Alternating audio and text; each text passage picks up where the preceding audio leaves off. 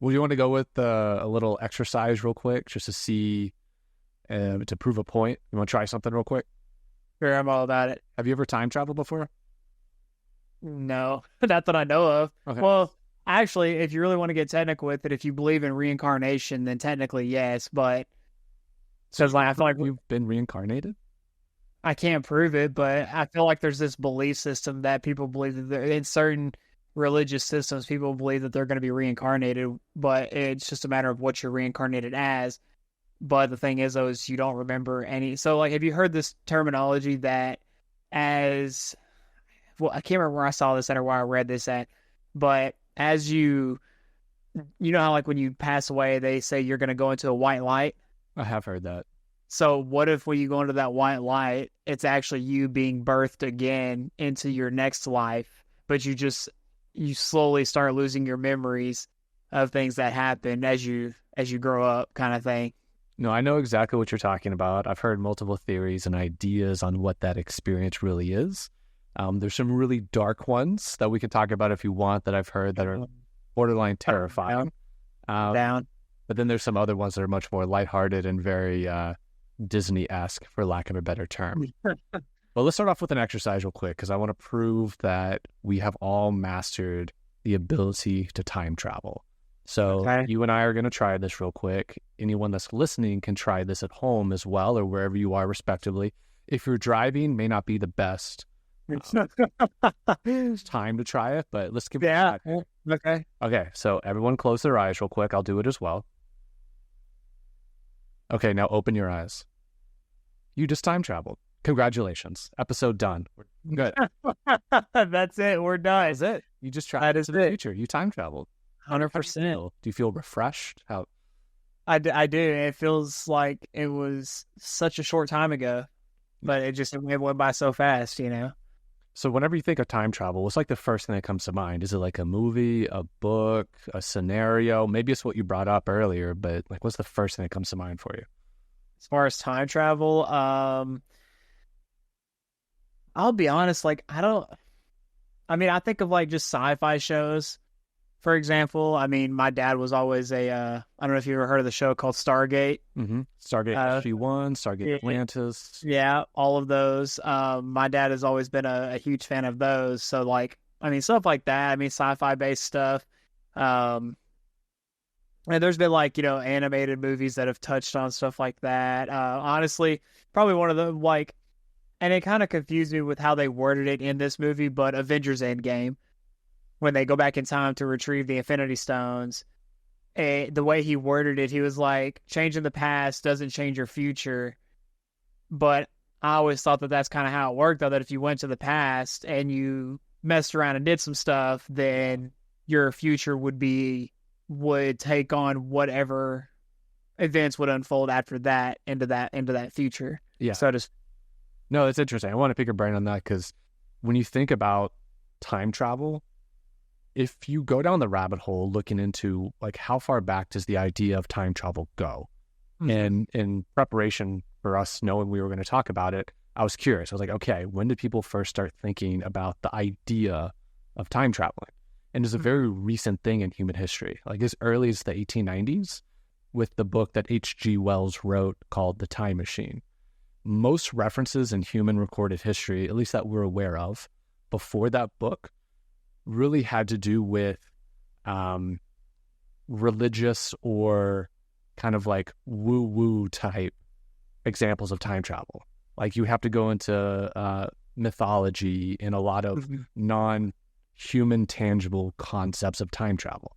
So it really wasn't until H.G. Wells wrote The Time Machine in 1895 that at least like Western civilization first had its like modern concept of time travel. So it's just very interesting. Only about 200 years ago.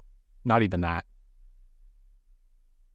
It's actually very interesting though, because like you're talking about like as far as like the type of time travel that they were kind of basing it off of.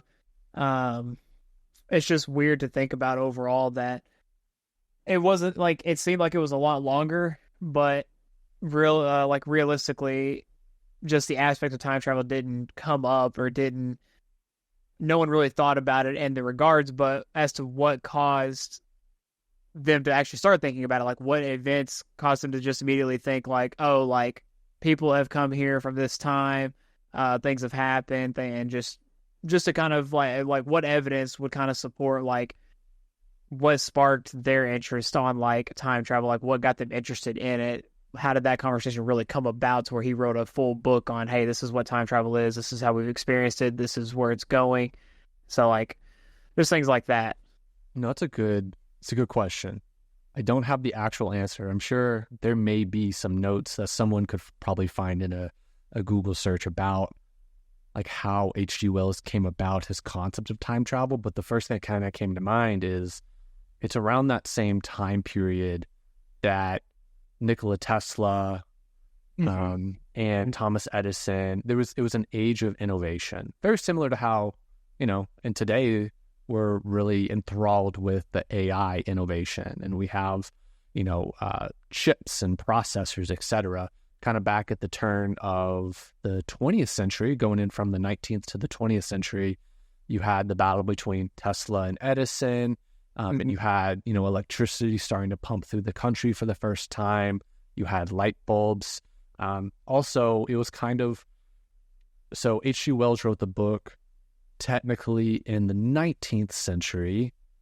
Pretty quickly thereafter, you started to have the development of more wartime technology. So it was definitely after he wrote the book, but I think the brains of at least Western civilization started to have, for the first time, at least in that generation's time period, of we could all die at any moment. And so I don't know if you've ever seen the movies based on the book or read the book itself, but basically it was during a wartime and the bombs were being dropped. And so he opted to use the time machine to go what he thought, I believe, just a little bit into the future, accidentally goes way too far into the future. It's a good movie, honestly. If you find, there's an old movie and then a new movie, and there might even be a newer movie, but it's a fun story. We can go down that rabbit hole another time, but so it was interesting that the idea of time traveling is very recent in human history in terms of using technology to go back and forward in time. But let's get back to kind of what you brought up at the beginning now about this little wormhole thing you're talking about when you die.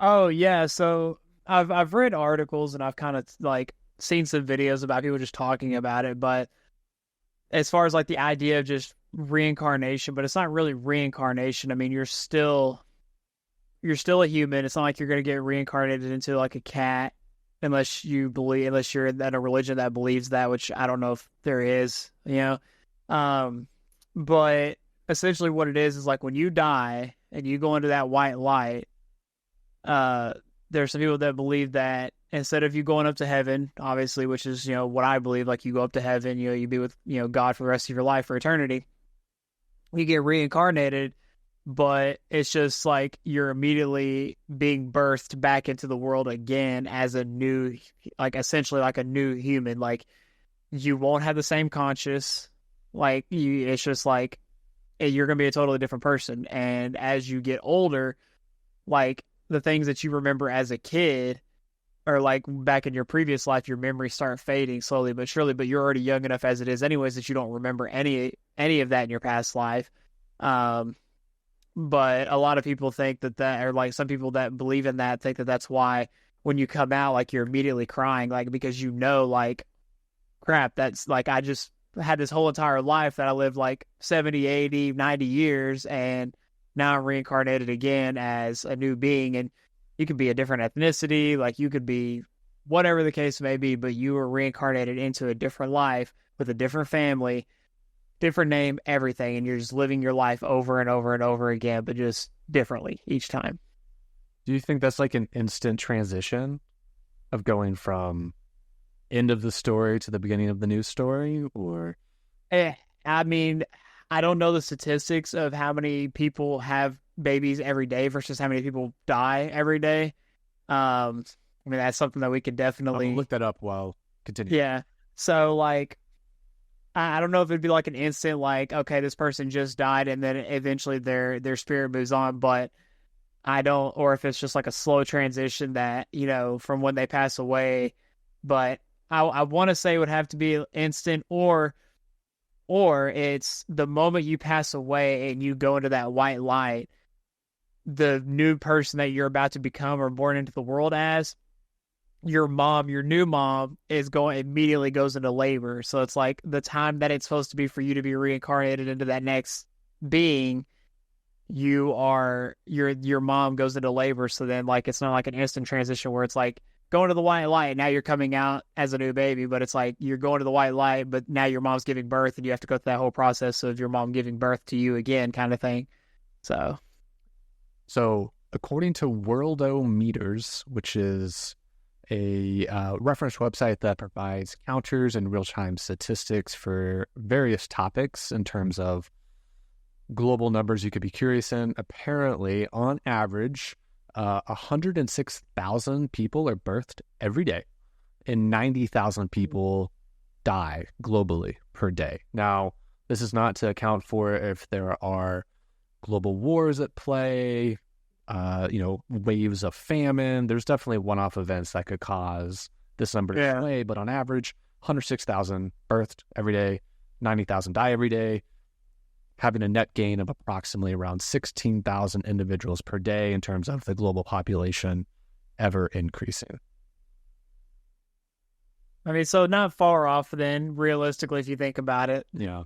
Like that's really not too far off. But yeah, I mean, that's just been a theory that I've talked with some people about. That's been a theory that I've heard some people talk about, watched videos of, read a couple of articles about it, and it's just an interesting theory to think about. But realistically, I mean, who knows? Who knows what actually happens? I mean, no one really knows, because like I feel like when everyone passes away, unless you're just that prepared for it, everyone's like, oh my God, what's going to happen when I actually, like, what's the feeling that you're going to have when you actually die? Like, so I don't think that, in my opinion, like that wouldn't be the first thing I'd be thinking about. I was like, oh my God, I'm going to be reincarnated as a baby again and have to go through the awkward phases of teenager and adulthood. Like, I don't want to do that. And like, just let me go wherever I'm going to go and be done with it. But that's besides the point. That's a conversation for definitely another time. But no, I mean, just overall though, I mean, time travel, I was probably going to say this question for the end, but I guess we can probably kind of like say like, or I mean, I can still say the question, but like, what do you think if time travel actually existed, which who knows, it very well might, what do you think it would be mostly utilized for? That's like a good question. What would it be mostly utilized for? I feel like it's very narrow-minded to instantly go for someone's going to become profitable off of it.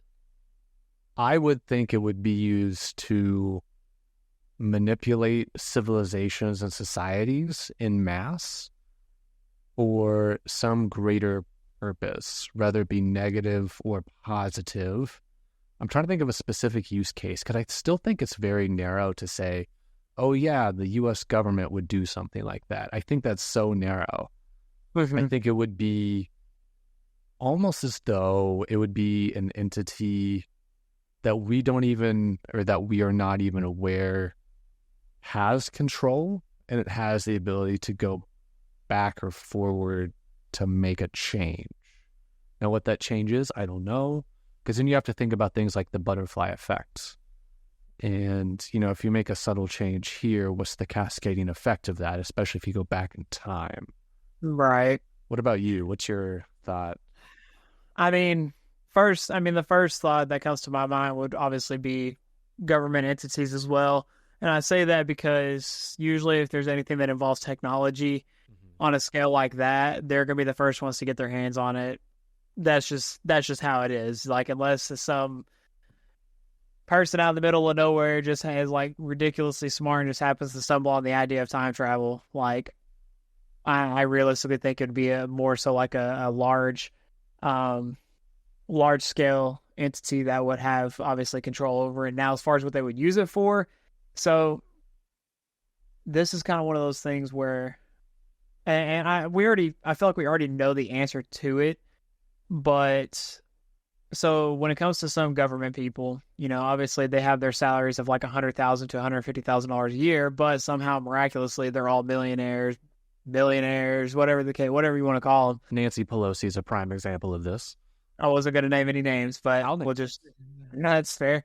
But because they had that knowledge of, and again, I'm not saying time travel actually exists right now. We honestly have no idea if it does or not, but I have another theory on that. We'll touch base on that in a little bit.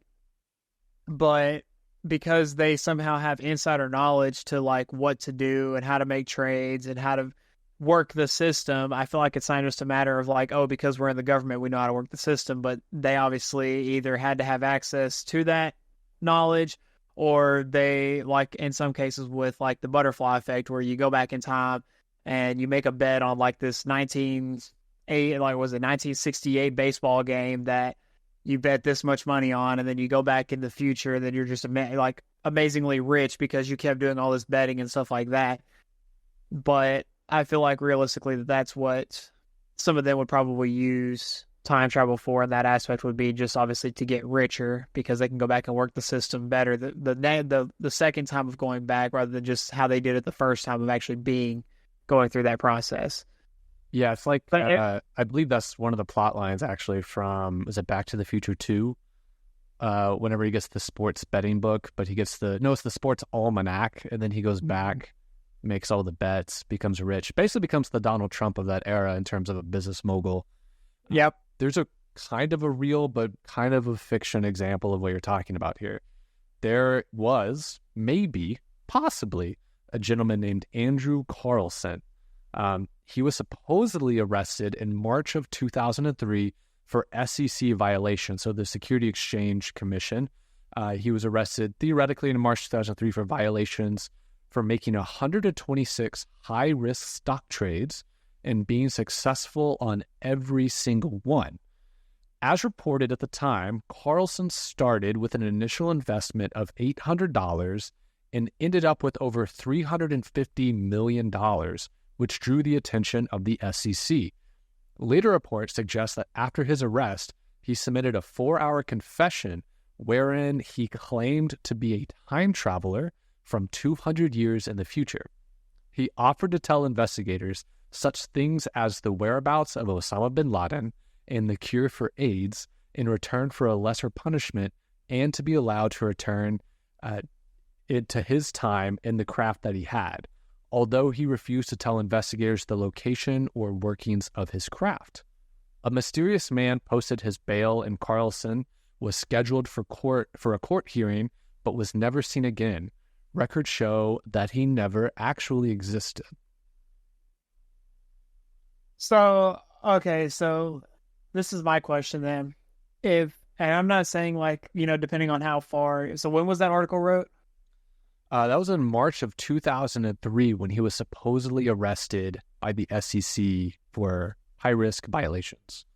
So let's just say 2002. What year would that be? 2203, technically, then, if he was 200 years into the future? 2203, yeah. Okay, so I'm not saying that at that point our scientific stigma has dwindled by then, because obviously we've had conversations about certain things regarding that, with the AI stuff. But you figured that if time travel existed that far into the future, it wouldn't be such a large craft that he would have to travel into the future with. If any of you out there have seen Deadpool 2, or honestly Avengers Endgame, it's literally just a wristband or something that goes on their hand that all they do is they just put something in and then boom, time travel.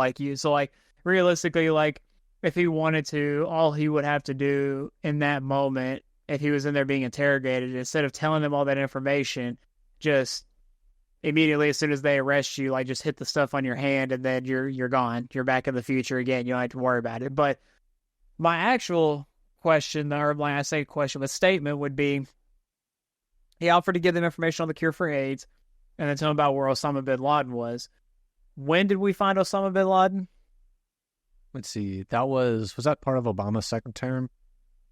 Was that Obama or was it Bush? No, that was... Nah, it was Obama, because he did the mic drop moment. Because he was like, we got him. Let me see. Let's see here. That was Was it 2016? Was it 2016? God, that feels so good. When was that? Hang on. Sorry, no, that's way too late. 2011? Yeah, 2011. May 2nd, according to the archives of the White House. So why did that source? Why did it take 8 years then? If that article obviously was real, why did it take 8 years for him to, or for just the government in general to be like, okay, this is where he's at, we can go get him now, instead of waiting until 2011 after he had already done so many more things to. Again, it's just one of the bigger questions you have to ask yourself, like when this article was published. And I'm pretty sure there was another article too that came out about somebody else who claimed the same thing. I could be wrong, but it might have been the same guy. No, it does say he offered to tell them. It doesn't say he did tell them. That's fair. If or not this even happened. Yeah, but I could have sworn there was somebody else that something similar, not as far as like the trading stuff, but something similar happened, and this guy offered to tell them the cure for cancer. It sounds very familiar. I think I remember reading an example of that. What was the other thing he was going to tell them? I can't remember what else. There were two. There was like a couple things that he was going to tell, but one of them was the cure for cancer. Like he said, like that was something that he meant, but I don't know if he did that as well. The one that interests me the most, and I put it in the show notes. I'm not sure if you read up on it or not. No worries if you didn't, because it's a very interesting thing to think about, because there's either a lot of coincidences or a lot of truth, which is kind of the more intriguing aspects of when it truly is a coin flip as to if it's true or not. Yeah. Have you heard about the theory that Donald Trump is a time traveler? So I remember you asked me about this a couple of days ago. Not that we were preparing for any of this, because we don't do that. We don't prepare. We just let it happen as it does. Because that's what's fun about this. But I know you brought up a couple things about what he specifically did as far as like how he got to where he was at. Obviously, he went back in time, made some certain decisions that now put him back to where he was at. But I guess my question with that would be is, how did nobody notice? Like, and here's my other question too. When you time travel, if it does exist, do you see yourself like in the past or the future if you're still alive at that time? Like, how does that work? Because it's like, what if he time traveled back and then came in contact with some of the people that knew him based on what he looked like then, but saw him old and was like, oh my God, how are you so old? Like, that would raise questions, in my opinion. That's a good question. So I may or may not have an answer for that. There's something called the grandfather paradox when it comes to the theory of time travel, meaning that it's an example showing, like, if you were to go back in time now, let's say you go back 100 years, if you were to say, kill your grandfather, or maybe distract him so he never, had a child with your grandmother, would you in fact exist today? Would you even exist and then have the ability to go back and kill him and prevent him from having a child with your grandmother? So there's a counter to that theory saying that the universe has its way, meaning that the universe could self-fix itself, and it would be aware that you're going back to, get rid of your grandfather, distract him, whatever it may be, and that the universe will account for that, wherein maybe he's not your biological grandfather. Maybe he's healed miraculously after you leave the scene, etc. So there could be a fix to that, to where the universe has its way, and it was meant to be that way the whole time. So what you're saying is it's preordained as to what is going to happen no matter what. So it doesn't matter what we do to try to go back and fix it. If it's meant to be, it's meant to be. Yeah, because if you think about it, if the ability to time travel in the past exists, or even if it doesn't exist yet, maybe we have yet to discover it. It happens, let's say, 1 million years in the future. Theoretically, someone would already come back here, right? So how do we account for that? It's kind of a weird paradox to try to grapple with. Trust me, the top minds of the world are still yet to fully grapple this. That's why it's a paradox. So, yeah, because you can't. We would know, but yeah, because we would know if there were people back here. Because I mean, obviously, it depends on what they're here for. Like there's, I mean, realistically, I mean, there's so many people in the world that it's like you could actually come in contact with your own self from the future, might not even realize it. You could.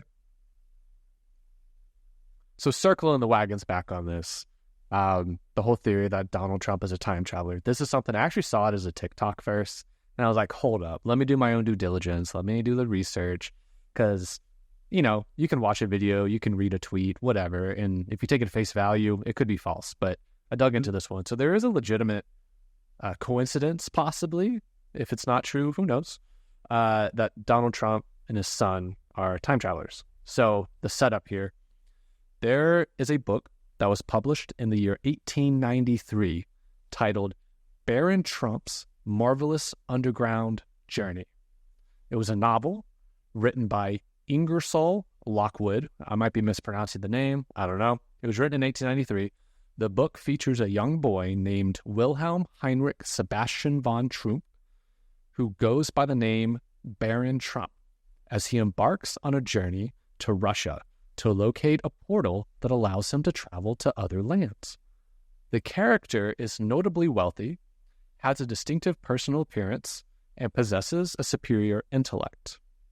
Now, Ingersoll Lockwood, he wrote another book titled 1900, or The Last President, which is like a title, which further fuels speculation on this whole theory, because the novel describes a wealthy New Yorker who becomes president, causing uproar and division in the United States.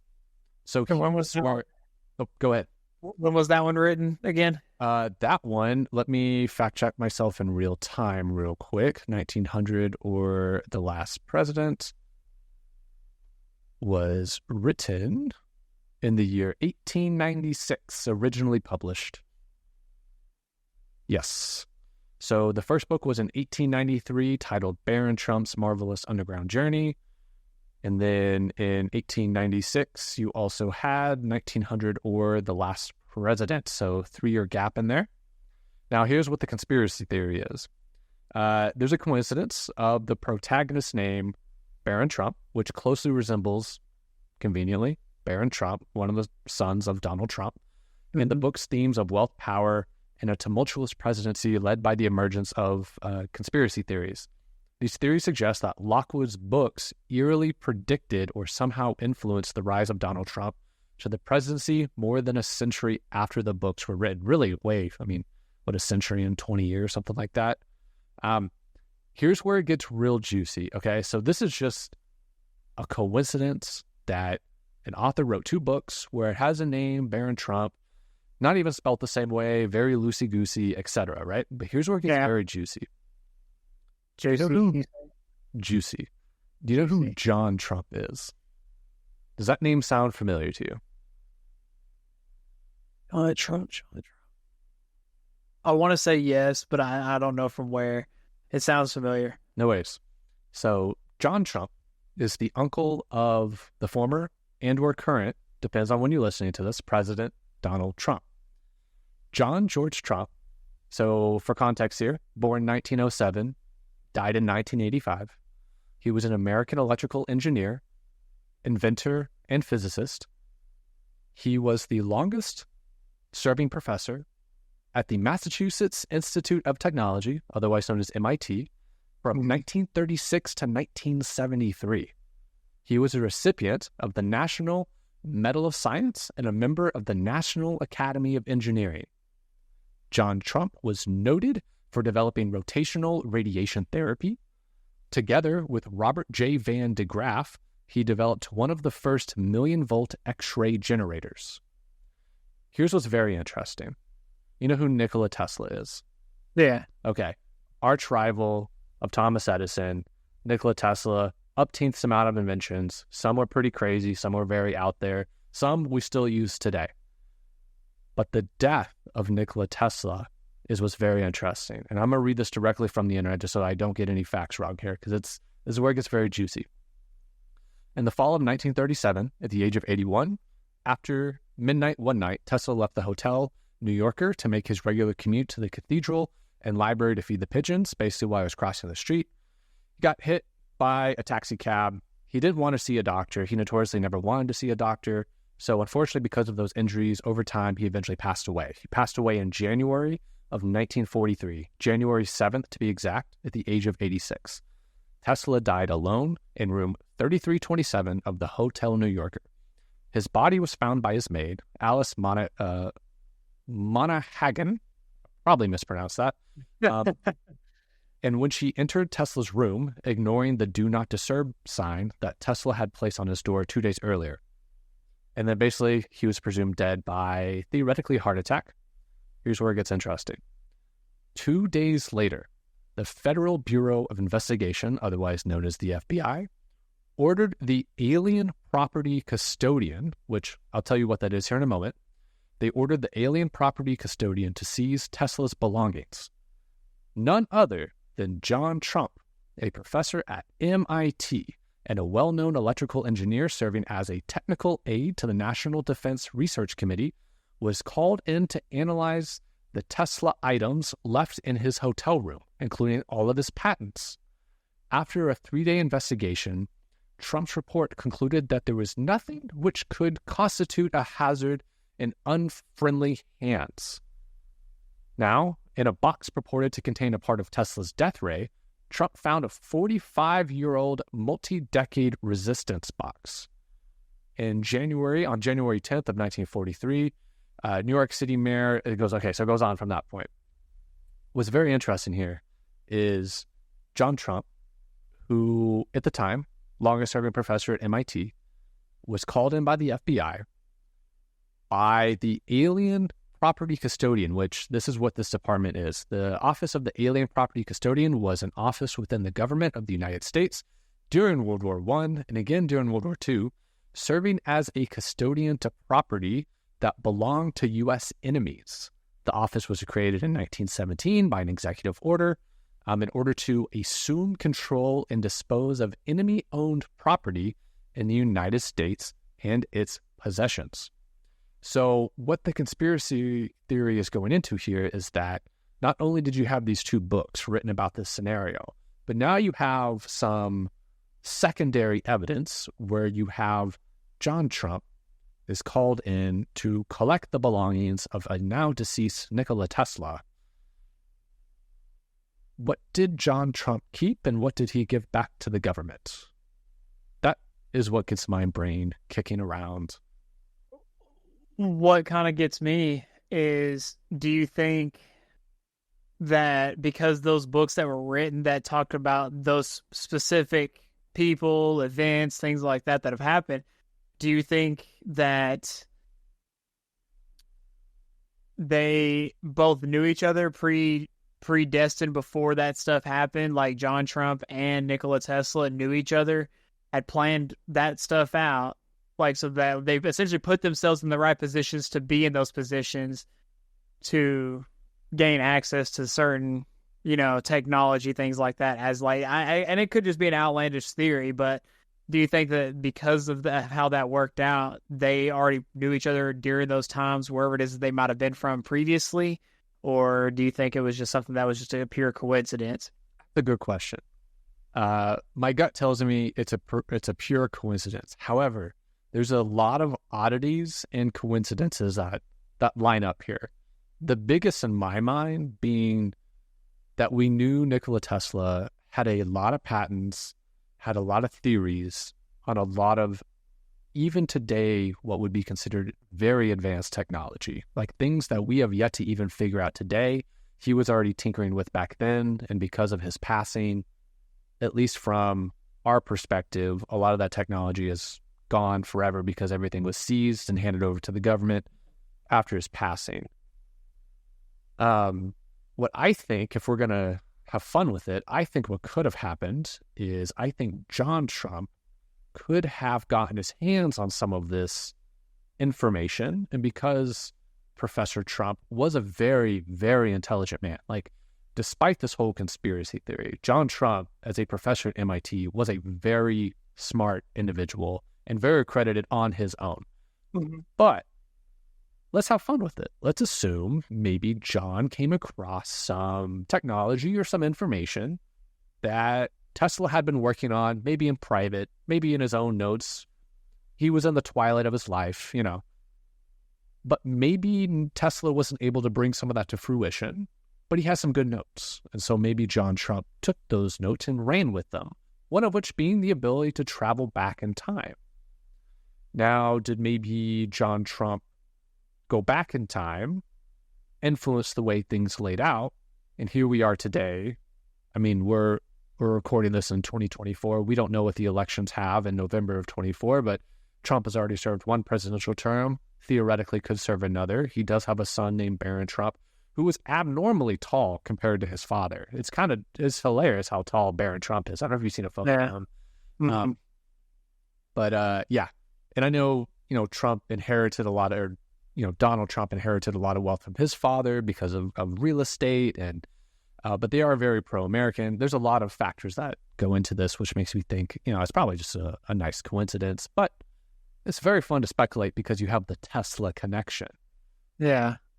And I don't know if you ever go down the rabbit hole on everything Tesla was up to during his lifetime, but the dude has some wild technology that could have probably forever changed the way you and I operate on a daily basis. But because it went against the status quo, Mm-hmm. it never really saw the light of day. One of the biggest things I heard about him was that I can't remember exactly which way it went, but it was either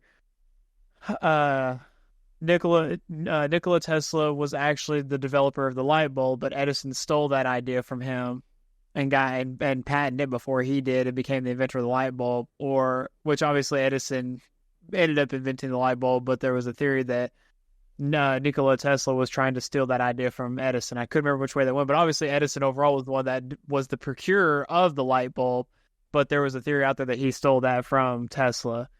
So no, there's definitely a lot of theories out there because Tesla did, if I remember correctly, everyone do your own due diligence, fact check myself on this, or fact check me, fact check yourself as well. But Tesla did work underneath Edison, and so you'd always have this scenario where, the people that are really on the ground getting their feet wet or their hands dirty, they're the ones really coming up with the ideas, but then their manager or the person they report to is really taking the fame for it. They've also famously had the big debate where it was DC versus AC, not to be confused with the band AC/DC, but Edison was behind the DC current, while Tesla was behind the was alternating current. And they had a big competition about which one was better, which one was more dangerous. They're pointing fingers at each other. And this is also where Thomas Edison nowadays is in a lot of hot water. Obviously, he's gone and passed, but modern days, we now look back and realize, oh yeah, this dude was like killing elephants to prove that AC was a dangerous technology and that DC was theoretically safer. He just like, are you aware of this? Like, he would straight up just kill elephants to prove a point. It was kind of wild. Lengths that people go to prove a point, to prove that they're a great inventor and or scientist. I mean, overall, just the theories about how, things have happened. And again, I mean, we very well could have people that are here from the future because, I mean, it kind of goes back into our theory a couple episodes ago that when we talked about potential of aliens, I mean, if there's other forms of life out there, especially far more advanced than us, then you would assume that they would have the ability to time travel, to do what they do. But we just may not be that advanced as a civilization yet. But who knows? Maybe if what you read in that article a bit ago is true, and there was a guy that, said he was from 200 years in the future, we might not be that far from time travel ourselves, realistically, if that's the case. I mean, granted, will we be alive to see it? No, but that's just the fact about it. That's what baffles me, though, is if it is possible, not that it's been invented, but if it's possible to go back in time, of course, we can always go forward in time, but to go backwards, we would experience it, right? Because let's say it gets invented 5 million years from now, someone's going to come back and alter something, even if by accident, right? Yeah. It's not to account for the universe self-correcting itself, and maybe we don't know any different, and that's not even accounting for, you know, multiple timelines, multiple universes, et cetera, et cetera. Well, there's also a kind of like a if you're kind of basing it off like certain aspects. Like again, I'm a Marvel nerd, so it's like I'm kind of going back to this because this is just kind of one of the ones that basically like from what we thought time travel actually was, and then how they base time travel in that movie. It's different because they give an example during one of the scenes in the movie where they go back to retrieve a few of the stones among the rest of them, and the Hulk is supposed to get the time stone, and so he's talking to the I can't remember her name, but her time she was the senior spell part. I can't remember her name overall, but anyways, so he was supposed to get her stone from her, and she was giving him a rundown as to how the timeline actually works. So it's like you have the timeline, like let's just say this is the timeline, you have all 6 of the Infinity Stones going around it. Well, she takes the time stone out of that ring of 6 Infinity Stones, and instead of it being just like, okay, this is what would happen in the future, it branches another timeline off from that, and it gives an alternate timeline as to what would happen if you remove that stone from that moment in time. So based on where all those stones were at in that time, like being like there were 3 that were in New York, there were 2 that were was it one in like Tibet or something like that? I vaguely so there was 3 that were in New York, there was 1 that was on a different planet, there was another one that was actually there were 2 on different planets. And then I'm trying to think of where the mind no, because the Mind Stone, the Power Stone, and yeah, I can't remember exactly where all of them were at, but or at least like the last one I can't remember because I know the Reality Stone was on with Thanos and the Guardians. I know that the Soul Stone was on Vormir. I know that the Mind Stone, Time Stone, and the Space Stone were all in New York. And then the last one that I'm missing is the Power Stone, which was on the first planet. So there were 3 stones that were on 3 different locations on 3 different planets, and the other 3 stones were all in New York in 2013. So in that moment in time where all 6 of those stones were actually at, if you remove one of those stones, it creates a whole different timeline where only 5 stones exist within that timeline because you removed one of them. Mm-hmm. So it creates an alternate timeline. So it kind of goes into that later on in the movie where they say like changing your past doesn't change your future. So you can't just go back in time and butterfly effect yourself and like, I'm going to change this one thing. Because it goes back to what you said, the grandfather effect. Like you can't, keep your grandfather from having, getting with your grandmother and eventually, having that, family tree timeline move its way down because eventually the universe will ordain itself in the way that it's supposed to be. So you'd have to go back and change. You couldn't go back and just change what happened. But in the movie, though, in Avengers, you could just take the stones back to the exact place that you took them from and put them back, and everything would be fine again. Who would have thought that was a documentary? What was the documentary? Everything you just said. Oh, yeah. I mean, and like I said, it blew my mind because like I was still trying to understand the concept of how they worded that variation of time travel. Just in the movie, because that's not what we think of time travel. Like, we think of like Back to the Future, Stargate. We think about all these just things where it's just like, okay, cool, I'm going to go to this moment in time and just have a good old time and everything's fine. But that's not how it, works in every case. Like they give you different variations of what it is. So in today's time, what do you think time travel would actually look like? Like, what do you think we would experience as time travelers? Oh, like if the technology was possible, like what would that experience be like? That and just like, what do you think our variation of time travel would be like? Do you think it'd be like we would just stand in a pod, you pick an area and you go to it? Do you think it'd be like a Deadpool where you just have like a little clock or like watch thing on your hand that you just put in the coordinates of where you want to go and it takes you there kind of thing? That's a good question. I was actually kind of looking into that. So there's like a theory out there where you could basically create, if I understand it correctly, remember, everyone listening, like, I'm not a scientist. I'm pretty dumb. But one of the explanations... Actually, you're a pretty smart man. You're smarter than me. I pretend to be. One of the explanations I was looking into is if it were to be possible today, and by if, it would be you're creating basically a wormhole on the planet somewhere, like in a closed environment. So visually, picture like an inner tube, right? It's like it's a hollowed out tube. Picture it. I don't know how big it actually needs to be. Let's picture it's like the size of like, I don't know, like an IKEA, like a large building, right? It's a giant tube. And within there, you could start to capture space time. Like, to me, that's a wild concept, but you start to capture that essence, right? And from the moment you start to capture it, you can then go back to the point you captured at any point there forward. So theoretically, if I understand what I was reading correctly, is that the science does exist to be able to do that, but physically we're not able to do that with today's technology. Now, theoretical physics is, an ever-changing thing, I'm sure, so I don't know if that's true, but I think it would be in a sense of you would be put in something that looks like a pod inside of a tube, but that tube could only go back to when the tube was first operational. So it depends on how old that is. So you don't think that, like, I don't know, let's just say 20 years from now, time travel becomes relevant, like we can actually do it. You don't think that we would be able to time travel like a few hundred years back? Like we could only time travel back to the time where it was actually invented at?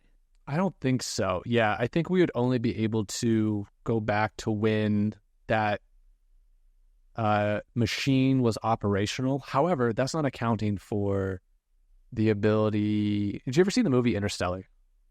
I was actually about to bring that up. It's like, Yeah, it would be something like that occurring in the sense of us being able to send humans or biological entities into a black hole and just seeing what happens.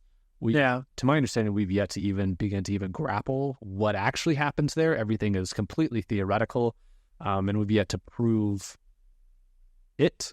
I don't know what it is, but, now that's not to say, like in 1,000 years, I don't even know what the world looks like in 1,000 years. Let's be honest. I don't even know what it looked like 1,000 years ago. We just have some written words and we assume we know what it looks like.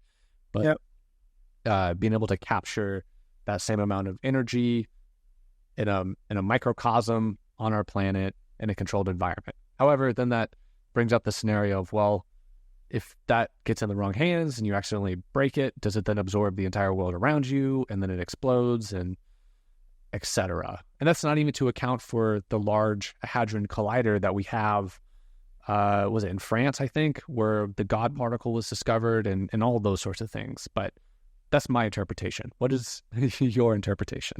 So just a couple things to touch on with that. First of all, so I'm definitely not a smart man. I mean, I'm smart in the things that I know, which, and even then I still have a lot to learn, but I've actually researched what happens in a black hole, like what transitions or what the theory as to what happens when you're in a black hole. And it's not what you think it is. Like in the movies, they depict nothing as to what it would actually be like if you were to go into a black hole. So if it was to happen, space travel, cool. We decide to come in contact with a black hole. That cool. The gravitational pull of what that black hole does, like if you get with even a certain proximity of that black hole, because they move when you're looking at it, it may not look like it's moving fast, but they're moving hundreds of thousands of miles like a second. It's like when you look at a ceiling fan, it doesn't look like it's moving, but it's just because it's moving so fast. Yeah. It is moving, but because of how far everything is, it's not like there's a black hole that's actually at the center of our Milky Way galaxy. That's actually, or there's one at the center of our Milky Way galaxy. There's another one, but the one that's not at the center is slowly like making its way towards us, but it's taking forever because it's tens of thousands of light years away, if not further. But the theory is like if you go into a black hole, your body gets stretched to like the diameter of a spaghetti noodle. Like your body just gets so stretched out, and then as you come back out on the other side, your body, you might come back out, you might not. And that's just how a black hole works. But as you see in the movies, that's not how they do it, is not how it is. Like, that's just that. That's what I've researched, but the movies do it obviously differently. My variation of time travel, I feel like starting off would be how you said it would be. But if it was like a far advanced like time travel, the way I see it is like, if time travel came out 20 years from now, we would obviously have to have the power to run it, like the technology to run it, the power to run it.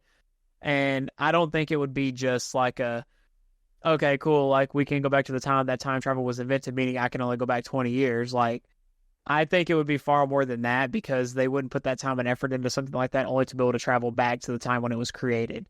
Because the overall goal is, like, let's just say you go back in time. Let's just say it gets created. It's 2044. Let's just say that that's the year that it gets created. You could go back to, early 2000s and be like, hey, yo, like, we have this technology. Boom. Then now you have a 60-year gap that you can time travel in. And then, you can take that and then and that the technology be so advanced that you could take that advanced technology back another 20 years, another 20. But I would realistically think that time travel would be not just necessarily a pod, but you would be able to freely just walk around, do your thing, go to a different area, kind of keep, constantly keep that cycle going. But I feel like there would be a time limit on it, if that makes sense. Like, you have to be back within a certain time, kind of thing. Like, there would be stipulations to doing it, like, because obviously you can't do too much, because depending on what our time travel would actually be, if there was actually like a butterfly effect, like if you actually made a decision that affected the course of time, like, I don't know, for example, like, I wanted to time travel back, and I'm like, I wanted to make it so that, people like Nancy Pelosi and all these people couldn't go into office and do the stuff they're doing, like, if I wanted to go back and do that, I could, and that would change the whole course. But would it make the future better, or would it make it worse? And to be fair, I don't know how we can get worse than what we already are now. So, I would be willing to take that gamble, but that's what I would think time travel would be like. I don't know if it'd necessarily be like a pod kind of thing. But then again, I've watched a lot of movies, a lot of different variations of what they time travel. The DeLorean, a car. He drove around in a car, and it was a time traveling car. So, that's the other thing that I always struggle with is when you see a quote unquote time machine, how is the machine able to go back with you? I think of it like the Stargate, I guess I understand, because you go through it and there's another one on the other end that you can still use, but it was already there beforehand. But like an H.G. Wells version of the time machine, or like Back to the Future with the DeLorean, things like that, how is the vehicle itself going with you? Because you got to have a way to get back, right? I'm almost willing to more believe that there's a one-way road rather than a two-way road. Like, you go back and then you're just stuck there and you have to do everything over again. Yeah. But could two of you exist in the same time era, though? Would that offset the balance of things? Like, you trying to do the exact same stuff that your younger self did, or your younger self trying to do the exact same stuff that you did, but because you're stuck in the past, I just gave myself a whole complete oh my God. So, like, if you were to go back in the past and you see yourself, but you were stuck there, your younger self would be doing the stuff that your adult self did, but would that mean that you'd be stuck there, but then your current self would just continue into the future as to what they were doing? Does that make sense? It does make sense what you're saying. However, you do have the paradox for the scenario where that was supposed to happen all along, to where, like, when you're living that first timeline there, your future self had already come back. Mm-hmm. So you're still existing as if you don't know any wiser, theoretically. So yeah, but in that scenario, I guess it would be a loop in the sense of just always going back. But really, you'd only go back once, because it's still the same existence, like plane of existence. I'm sorry for the people who are watching who might be as confused as I am because I'm trying to comprehend all this because and I think this is kind of where it goes into like I think a lot of the reason too why it doesn't exist in our time yet is because like you said, scientists today can't explain it. Nobody can comprehend what time travel is. Nobody. And so I'm oh my gosh, like I got a lot to think about myself. No, exactly. We're just two common dudes talking about things that people spend their entire professional lives theorizing.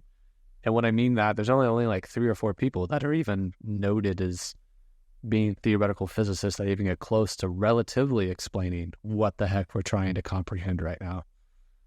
So let me ask you this question. This is another theory. Have you heard of the Simpsons theory? Yes. How there's so many scenarios in episodes from The Simpsons of them predicting future events. I know some of the more recent ones, such as they had Donald Trump becoming president before Donald Trump actually became president. I believe they even animated the escalator scene of him coming down on the going down on the escalator at Trump Towers during the announcement before he ran in 2016. I know there's been countless other examples. There's websites and so many memes dedicated to it, but go ahead. There was a COVID one. There was quarantining ones. And these are just some of the more recent ones. I mean, they go further and further back on this, but there's been this running theory that the writer of The Simpsons he's a time traveler. He experienced all of this stuff, and he came back in time to write all of this. Now, the question still remains that, how often does he have to time travel just to be able to continue writing all these episodes? Or is it like he had like a whole group of people and he's like, hey, come back in time with me. Let's write this show and I'll send you guys out one at a time into the future and we'll just see what happens. And then y'all come back and we'll just write episodes about it. Because The Simpsons has been going on since was it 90s, late 90s? Yeah, I think it was the early 90s, actually. Was it early 90s? So, yeah, it's been going on for 30 years, give or take. And it just really gets you to think about it because if that really is the case, they're writing about stuff that we're experiencing and they're putting out shows or episodes of the show years before this stuff even happens. The first episode of The Simpsons aired December 17th, 1989. Almost 40 years ago. Yeah. So think about that. Yeah. It's been on for a while. So that's the other thing with that. First of all, if you're listening, you're curious about more examples, just Google every time The Simpsons predicted the future. There's so many websites I'm looking at right now. Like I'm looking at an article from Business Insider. It says 22 times The Simpsons accurately predicted the future. There's countless others, but the one thing that's interesting about The Simpsons is some of them are scarily accurate. But then I do have to remember, they have been on TV since relatively 1990, basically, and they've produced how many episodes do they have? 35 seasons. How many episodes do they have? First of all, over 762 episodes. So not as much as One Piece, and it's been out longer. Very true. But I like to think The Simpsons has a good batting average when it comes to predicting the future versus how many episodes don't. But they get a lot of really eerily things correct, like the presidency, voting machines having their respective issues, the censorship of Michelangelo's David statue.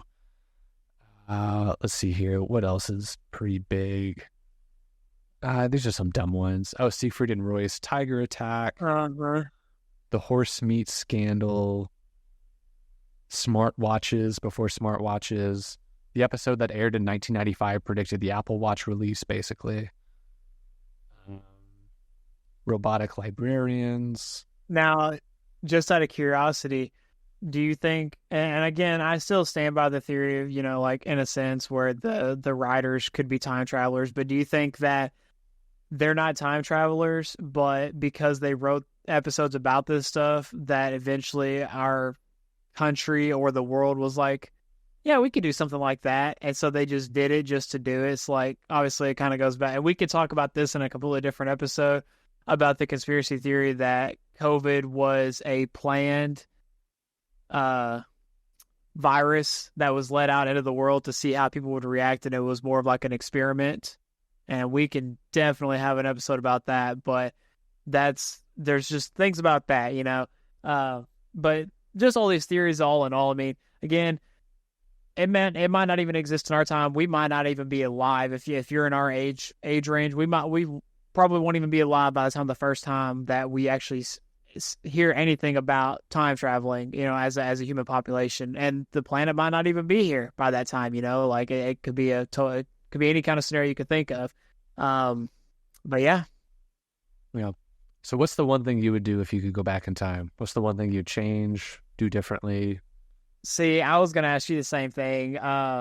So the religious person in me, if it's my perfect ideal time travel, like as far as like I could go back as far as I wanted to, have no repercussions. Not saying I would do whatever I wanted to do, but like within reason. But the religious side of me, I would love to go back and meet Jesus Christ. That would be legitimate. Like that'd be awesome. I'd love to do that. Um, but if I had to go back and experience anything, that's actually a tough one. That is actually really tough to determine. I hmm, I would actually, because there's been this theory that the moon landing was fake. I would like to go back and actually see if that's the case. I mean, like probably something scientific based. Like I would like to go back and just, you know, see how something became what it is today, to see if it was actually how it became or if it was like a load of crap, like how they got there. Like I don't know. It's hard to narrow it down as to what you would do if you could go back in time. Like go back in time. Like what would you do? Like I probably wouldn't do what that one guy did, and I probably wouldn't rig the system to become a millionaire, but you know, unofficially, that's what I wouldn't do. But if I did that, then I wouldn't be where I am today. So, I might do exactly what you just said you wouldn't do. I would keep mine very simple, very discreet. Now, this is under the assumption that my current life wouldn't be altered that much. But what I yeah. would love to do is just go back to maybe the year 2000, maybe 2001, and just tell my young, feeble mind, for every dollar you get in your life, put a third of that dollar into Apple and Microsoft stock and just let it sit. Don't do anything with it and just let it ride. This is not investment advice, but that's what I would do at that time. Because we don't do investment advice here, where we're not those people. But I mean, I would probably do something with some form of that. Like, I mean, my first instinct would be Bitcoin, but we've seen how much that's fluctuated, and as far as just cryptocurrency in general. But But if you had the ability to go back and get it for 50 cents, would you not want the ability to go back and do that? oh, 100%. I would. Like, I would take all the money that I had on me currently right now, go back in time with that money. Like, could you do a converter as to like how much money I currently have now would be worth in Bitcoin if I spent 50 cents for each Bitcoin back in that time? Is there a Uh, calculator? well, what you could do, okay, so, I mean, just easy example here. If you go back to just like January 2016, it was priced about $450 a pop. Today, as February 25th, the year of our Lord 2024, is currently priced at $51,448. Since the end of 2015, it's gone up roughly 15,000% of its price then. Yeah. Let me see how far back I can actually go with it. I may only be able to go back not too terribly far. I'm trying to find a chart that goes pretty far back.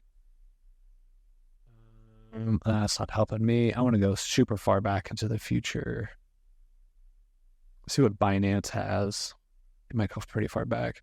Oh, they only go year to date or 1 year. I want to go like, hang on here. Let me see Oh, you're good. Bitcoin price. What year? To do like, what year did it come out? It came out 2008, right? Bitcoin, yeah. Came out. I think so. Mm-hmm. Let's see here. Bitcoin's price history. 2009. So yeah, in 2010, it was at 9 cents. By 2011, it was around $26. It really wasn't until about 2013 it hit just over 600 on average. It did spike to $1,200 at one point.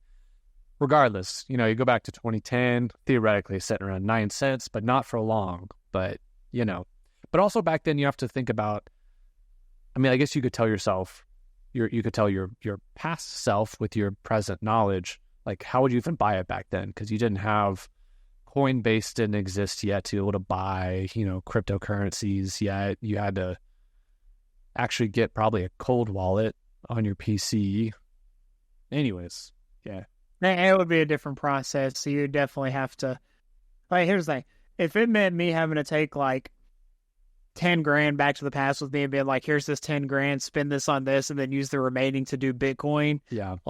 You could get a good PC for $1,000, then you still have 9 grand to do whatever with. I'd never have to work a day of my life ever again. Exactly. If that'd be the case, So, and I feel like that would be most people's answers.